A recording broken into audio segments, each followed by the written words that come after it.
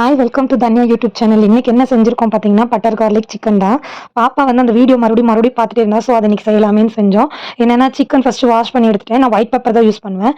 White pepper கொஞ்சம் போட்டுட்டு அது கூடயே சால்ட்டும் பின்ன வந்து கார்ன்ஃப்ளவரும் பின்ன லெமன் வந்து ஆஃப் லெமன் போதும். இது வந்து ஒரு 1/4 கிலோவுக்கும் கொஞ்சம் கூட தான். அதனால ஆஃப் லெமன் போதும். கார்ன்ஃப்ளவர்லாம் போட்டு நல்லா பெசஞ்சு மூடி வச்சுட்டேன். ஒரு 1/2 அன் ஹவராவது அது ஊறினா தான் நல்லா இருக்கும். அதனால தான் நான் வந்து கார்ன்ஃப்ளவர் எடுத்திருக்கேன். மைதா கூட எடுத்துக்கலாமா? கார்ன்ஃப்ளவரும் மைதா 2மே உடம்புக்கு கெட்டது. என்னைக்காவது ஒரு நாள் செய்யறது தானே அப்படின்னு சொல்லிட்டு செஞ்சாச்சு. சரி 1/2 அன் ஹவர் ஊறிடுச்சு. ஊறின பிறகு என்ன பண்ணேன்னா, பட்டர் ஊத்திட்டு இந்த சிக்கனை வந்து பொரிச்சு எடுத்துக்கலாம் அப்படின்னு சொல்லிட்டு, பொரிச்சு இல்ல ரொம்ப ஆயில் எதுக்கு பொரிக்காட்டி சும்மா பெரட்டி எடுத்துக்கலாம் வேக வச்சு அப்படின்னு சொல்லிட்டு பேன்ல பொரிச்சு எடுக்க விட்டுட்டு நான் இந்த மாதிரி பாத்திரத்துல பண்ணிட்டேன்.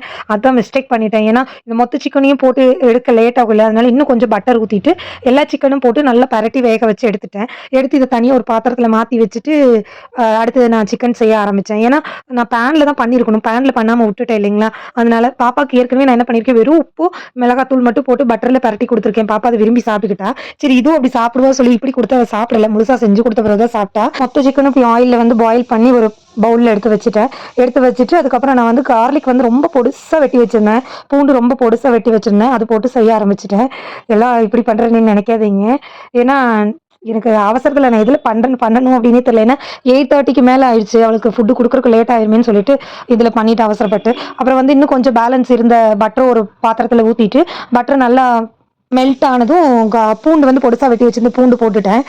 வீடியோ வந்து கொஞ்சம் கிளியர் கம்மியாக தான் இருக்கும். ஏன்னா நைட் டைமில் எடுத்தது. எனக்கு வீட்டுக்குள்ள அந்த அளவுக்கு வெளிச்சம் இல்லை. பகலில் எடுக்கிற வீடியோ வந்து நமக்கு ஜன்னல் வழியில் நல்ல வெளிச்சம் கிடைக்கும். அதனால வீடியோ நல்லா கிளியராக இருக்கும். இது நைட் டைம்லங்கும் போது லைட் செட் பண்ணி கூட வந்து அந்த அளவுக்கு வெளிச்சம் எங்களுக்கு பத்தலை.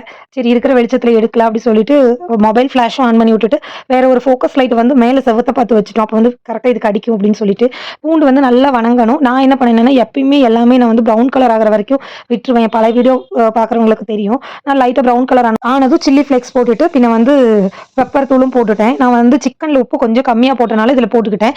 நீங்க எப்படி உப்பு அதுல கரெக்டா நீங்க போட்டீங்கன்னா இதுல போடணும்னு அவசியம் இல்லை. இதெல்லாம் போட்டுட்டு நான் ஆல்ரெடி சிக்கன் வந்து மேரினேட் பண்ணி வச்சிருந்தோம் இல்லைங்களா, அதே பாத்திரத்துல ஒரு ஸ்பூன் வந்து கார்ன்ஃபிளவர் போட்டுட்டு தண்ணி ஊத்தி நல்லா மிக்ஸ் பண்ணி வச்சிருந்தேன். அந்த தண்ணியுமே இதுல ஊத்திட்டேன். அது லைட்டா கொதிச்சு வந்தோடனே சிக்கன் ஆல்ரெடி நம்ம ரெடி பண்ணி வச்சிருந்த சிக்கன் இதில் போட்டு மிக்ஸ் பண்ணியாச்சு. அவ்வளவுதான். வேணும்னா இன்னும் கொஞ்சம் பெப்பர் தூள் போட்டுக்கலாம். போட்டுட்டு மல்லி பொடிசா கட் பண்ணி வச்சிருந்தது இருந்தது, அது போட்டுட்டு ரெடி பண்ணியாச்சு. பாப்பாவுக்கு கொடுத்த பாப்பாவும் சாப்பிட்டுட்டா. 5க்கு இதுதான் எங்களுக்கு சைடிஷ்.